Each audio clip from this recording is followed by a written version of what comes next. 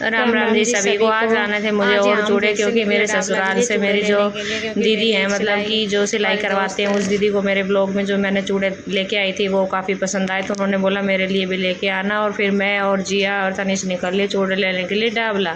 और यहाँ हम रास्ते से जा रहे थे और यहाँ साइड बाई साइड हमारे जा रही थी ट्रेन।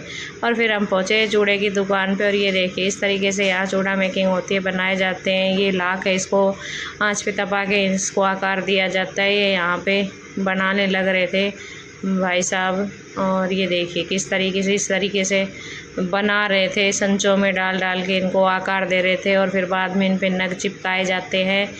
ये देखिए कितनी खूबसूरत तरीके से इनको ये स्टिक बना बना के साइड में रख रहे थे और फिर इनको आकार दे के इन पे नग चिपकाए जाते हैं। और फिर हमने लिए चूड़े, जो मुझे लेने थे वो मैंने साइड कर दी गई। काफ़ी सुंदर चूड़े हैं, लाख के चूड़े हैं, तो जो भी मैंने लेने थे वो ये हमने साइड में निकाल लिए थे।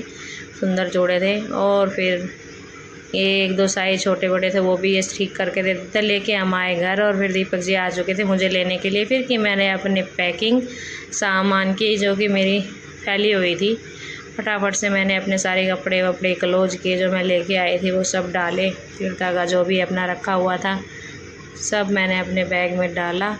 और तब तक दीपक जी बैठे हुए थे, जो चूड़े लेके आई थी पहले भी और आज भी, वो सब मैंने फिर अपने पैकिंग की उनकी भी। ये देखिए यहाँ पे मैंने अपने सारे चूड़े वूड़े सब डाल लिए थे, संभाल के लाने थे। मैं कुछ मेरे थे, दीपिका के थे, और ये जिसने मंगवाए थे दीदी ने उनके थे ये चूड़े।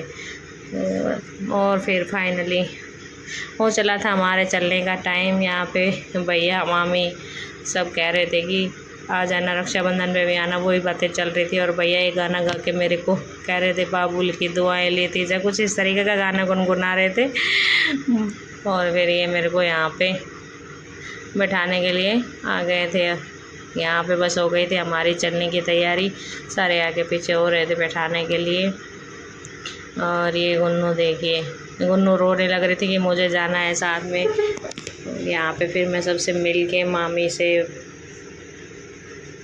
इन सबसे मिल के, भाभी से, ये गले मिलने की रिवाज होती है, ननद भाभी मामी सबसे गले मिल के विदा ली जाती है शादी के बाद। तो यहाँ पे मैं इन सब से मिल के और फिर इनको बाय बोल के हम अपने निकल लिए घर के लिए। ये देखिए यहाँ पे मैं सबको बाय कर रही हूँ। और अभी जैसे ही मैं गाड़ी का दरवाज़ा खोला तो ये छुटंकी इसके अंदर ही बैठी हुई थी। देखना एक बार ये इसको, ये देखिए कह रही मैं भी चलूँगी। कैसी बैठी हुई है। इसको फिर मैंने गोदी लिया और इसको लेके मैं बैठ गई। मैं कहा चलते हैं साथ में। ये बड़ा एंजॉय कर रही है यहाँ पे। और फिर हम वहाँ से बाय बोल के निकल लिए अपने घर के लिए। घर पे पहुँच के हम फिर हमने एक मस्त सी चाय पी के फिर लगे अपने काम पे, क्योंकि हम आए उससे पहले आंधी आ चुकी थी, सारा घर भरा हुआ था। यहाँ पे थोड़ा सा साफ़ सफाई की बाहर। और ये यहाँ पे पलक निकला हुआ था, बोर्ड का नट निकला हुआ था, सॉरी पलक नहीं, देखो इन्होंने वो ठीक किया। और मैंने झाड़ू वाड़ू किया। और आज इनका फास्ट है तो मैंने खाना बनाने की तैयारी थोड़ी जल्दी कर दी थी। मैंने रखा एक साइड दूध गर्म होने के लिए, क्योंकि दीपक जी का था फास्ट, इनको लगी हुई थी भूख, तो ये बोले कि आज खाना जल्दी बना लेना। तो मैंने कहा ठीक है जी। फिर मैंने अपने दूध का प्रोसेस किया, अपना दूध छान वान के दूध गर्म करने के लिए रखा गैस पे।